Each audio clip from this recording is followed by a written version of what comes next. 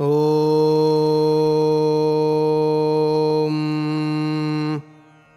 वागीशाद्याः सुमनसः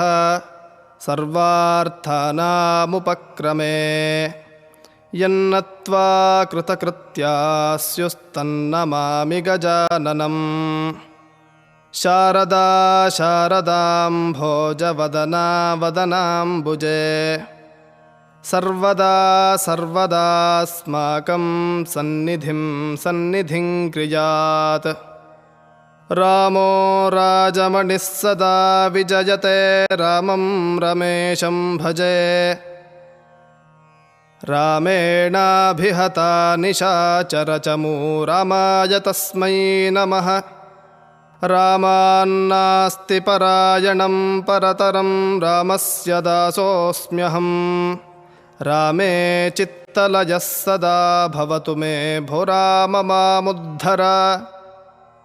येनाक्षरसमाम्नायमधिगम्य महेश्वरात्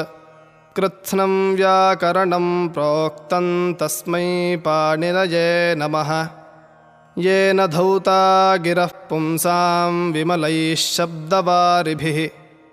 तमश्चाज्ञानजं भिन्नं तस्मै पाणिनये नमः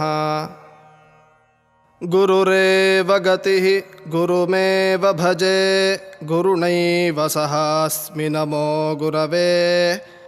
न गुरोः परमं शिशुरस्मि गुरोः मतिरस्ति गुरौ मम पाहि गुरो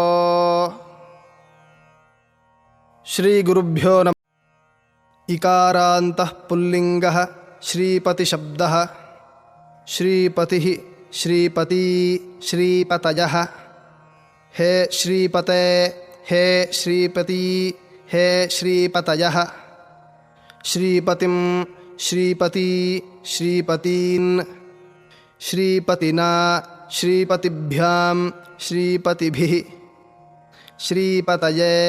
श्रीपतिभ्यां श्रीपतिभ्यः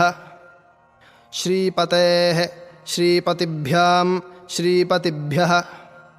श्रीपतेः श्रीपत्योः श्रीपतीनां श्रीपतौ श्रीपत्योः श्रीपतिषु एवं